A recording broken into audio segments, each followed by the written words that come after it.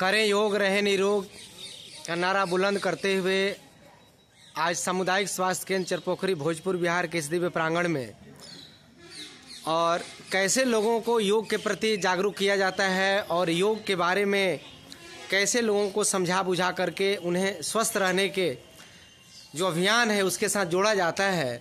तो हमारे बीच में यहाँ पर दिव्य आत्माएँ बैठी हैं। यहाँ पर हमारे बीच में आदरणीय सुरेंद्र जी हैं और काफ़ी लंबे अरसे से ये चिकित्सा सेवा दे रहे हैं। और हमारे बीच में गार्ड साहब हैं, हमारे बीच में आदरणीय जितेंद्र जी हैं। सभी लोग यहाँ पर बैठे हुए हैं और यहाँ पर हम देखते हैं कि अस्पताल के चारों तरफ बड़ा ही सुंदर वातावरण है। और ऐसे में यदि प्राणायाम किया जाए, क्योंकि हल्की बारिश होने के बाद जो कुछ भी धूल कण होते हैं वो सब धीरे धीरे ज़मीन में बैठ गए हैं और इस अवस्था में इस सुंदर और मनोरम वातावरण में प्राणायाम यदि करते हैं तो हमारे शरीर को एनर्जी देने वाला होता है, रोग रहित बनाने वाला होता है। ये तो हम लोग अभी 4 प्रकार के प्राणायाम करेंगे। तो चारों प्रकार के प्राणायाम यदि आप नियमित रूप से करते हैं तो जीवन में कभी भी किसी प्रकार की कोई बीमारी नहीं होगी। तो आप सीधे बैठ जाइए, थोड़ा ध्यान मुद्रा लगा लीजिए और 1-1 मिनट भस्त्रिका प्राणायाम करेंगे। लंबा गहरा सांस भरिए, आंख बंद कर लीजिए। नहीं, अभी केवल हाथ नीचे रहेगा।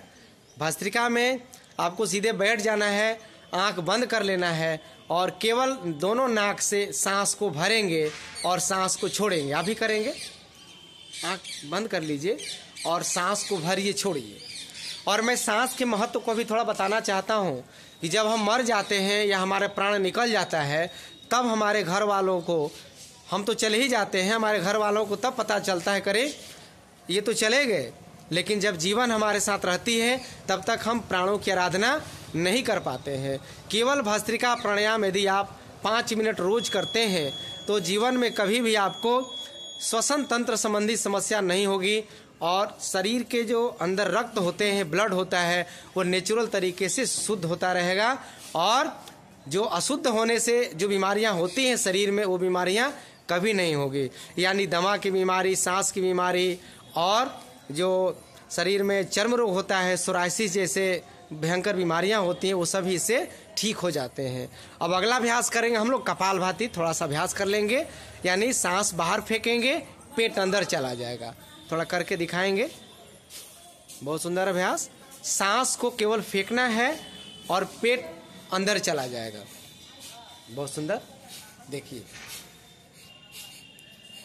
बहुत सुंदर अभ्यास। हाँ, खूब सुंदर।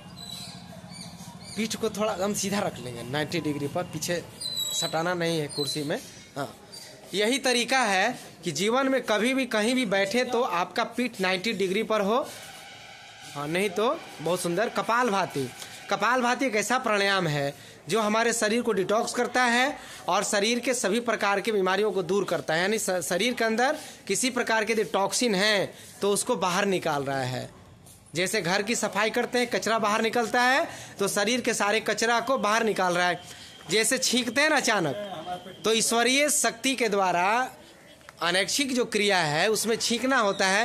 यानी नाक में कुछ घुसेगा तो ऑटोमेटिक छींक आ जाएगा। यानी वो शरीर नहीं चाहता है कि भीतर घुसे, बाहर निकालना चाहता है। ठीक उसी क्रिया से कपालभाति लिया गया है। यानी बार बार हम चाह रहे हैं कि बुरे चीज बाहर निकले, बुरे चीज, गंदे चीज, बीमारियां बाहर निकल जाए।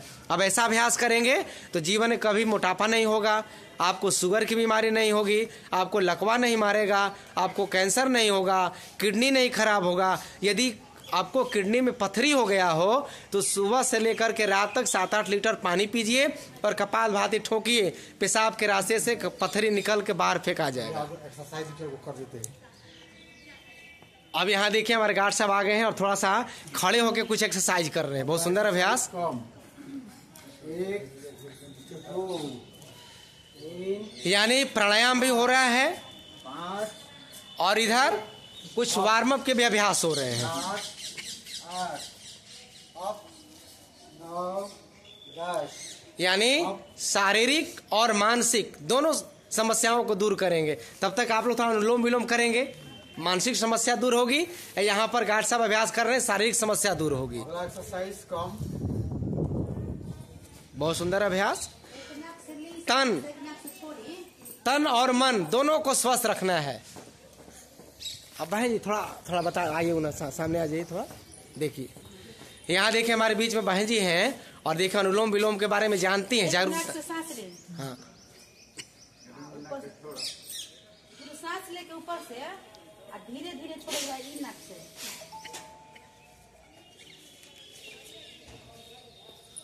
बहुत सुंदर। यानी बाएं से लेना है और दाहिने से छोड़ना है और पुनः दाहिने से लेकर के बाएं से छोड़ देना है।